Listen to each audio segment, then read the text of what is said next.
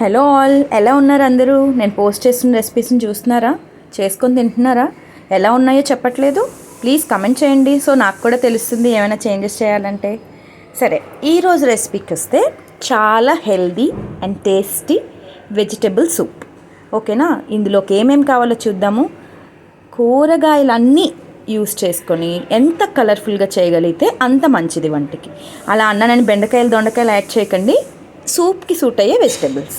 So నేనేం తీసుకున్నాను? Garlic, capsicum, carrot, broccoli, mushroom, green peas, sweet corn and beans.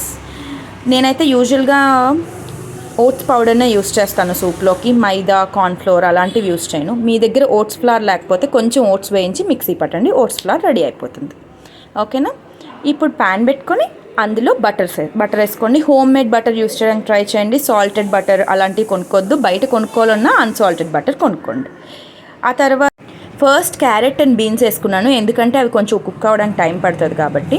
అవి పార్షియల్గా అంటే ఒక సగమైన కుక్ అయితే అప్పుడు మిగతా vegetables, next level of vegetables వేసుకోవాలి. నెక్స్ట్ లెవెల్లోకి ఏమేమి వస్తాయి? క్యాప్సికమ్, మష్రూమ్, గ్రీన్ పీస్, ఇవి వేసుకోవాలి. ఇవి కూడా కొంచెం టైం పడతాయి బ్రాకలీ అండ్ స్వీట్ కార్న్ కంటే. సో ఇవి కూడా కొంచెం మూత పెట్టి మగ్గించుకొని ఇవి హాఫ్ బాయిల్ అయిన తర్వాత బ్రాకలీ అండ్ స్వీట్ కార్న్ వేసుకోండి. ఇప్పుడు మొత్తానికే కలిపేసి ఒకసారి మూత పెట్టుకొని అన్నీ పర్ఫెక్ట్గా అంటే కూరలో లాగా మెత్తగా అవ్వకూడదు, క్రంచీగా ఉండాలి తినేటప్పుడు. ఎందుకంటే మనం మళ్ళీ ఇందులో వాటర్ వేసుకొని కూడా బాయిల్ రానిస్తాం కదా. సో ఈ టైంలో మాత్రం ఖచ్చితంగా క్రంచీగా ఉండాలి. ఏ వెజిటేబుల్ దాని తాలూకా కలర్ని లూజ్ అవ్వకూడదు. చూడండి, బ్రాకలీ ఎంత గ్రీనిష్, క్యారెట్ ఎంత రెడ్డిష్ అలానే ఉండాలి, అవి కలర్ లూజ్ అవ్వకూడదు. ఇలాంటి టైంలో మనం పెట్టుకున్న ఓట్స్ ఫ్లవర్ ఉంది కదా, అది కూడా వేసుకోవాలి. సో నాకైతే ఇంకా కుక్ అవ్వలేదు, నేను మళ్ళీ మూత పెట్టి తీసుకొని చూశాను, అప్పుడు కుక్ అయింది. ఇప్పుడు ఓట్స్ ఫ్లవర్ వేస్తున్నాను. నేను చాలా ఎక్కువ క్వాంటిటీ తీసుకున్నాను కాబట్టి ఒక big spoon of oats flour వేసుకున్నాను. అది బాగా కొంచెం వేయించడం, ఓట్స్ తక్కువైనా సరే ఏదైనా సరే పచ్చివాసన వస్తుంది. సో ఇప్పుడు ఖచ్చితంగా కాసేపు వేయించుకున్నాకే వాటర్ పోయండి. ముక్కలు మునగా వాటర్ పోసి మూత పెట్టి మరగనివ్వండి. మరిగిన తర్వాత ఇప్పుడు చూడండి, ఆ సూప్ కన్సిస్టెన్సీ ఎంత క్లియర్గా ఉంటుందంటే యమ్మీ, అలా తాగుతూ ఉంటే స్వర్గంలా ఉంటుంది.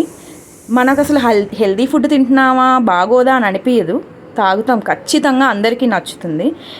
ఇప్పుడు మనం ఇందులో ఏమి యాడ్ చేయలే కదా ఇప్పటివరకు టేస్ట్కి. సో కొంచెం ఉప్పు, కొంచెం పెప్పర్ స్పైసీనెస్ కోసం యాడ్ చేసుకోండి.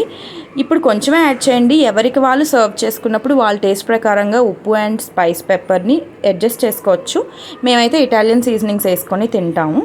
అడ్జస్ట్ చేసుకున్న తర్వాత ఒకసారి కన్సిస్టెన్సీ చూసుకొని మీకు ఇంకా చిక్కగా కావాలంటే ఈ టైంలో కూడా ఓట్స్ ఫ్లవర్ కొంచెం వాటర్లో కలిపి వేసుకోవచ్చు. ఇలా పర్ఫెక్ట్గా ఉంది అని అనుకుంటే ఇంకేం వేయద్దు, సర్వ్ చేసుకోండి. నేను చెప్పా కదా పిజ్జాకి వస్తాయే చిల్లీ ఫ్లేక్స్, అవి యూస్ చేసేస్తా, అవి కొంచెం వేసుకుంటా. ఆరిగానో ఉంటుంది మా ఇంట్లో ఎప్పుడు, ఆరిగానో కూడా కొంచెం వేసుకుంటా. హర్బ్సే కదా, ఏం తప్పలేదు. కొంచెం వేసుకొని ఇంకా లాగిచ్చేయటమే. నేను బ్రేక్ఫాస్ట్కి ఓన్లీ ఈ సూప్ తిని కూడా బతికేస్తాను, అంత బాగుంటుంది. ఒక్క బౌల్లో తినేలా ఉంటాం అనుకోద్దు, 2 బౌల్ తింటాను. మీరు కూడా చేసుకొని తినండి. బాయ్.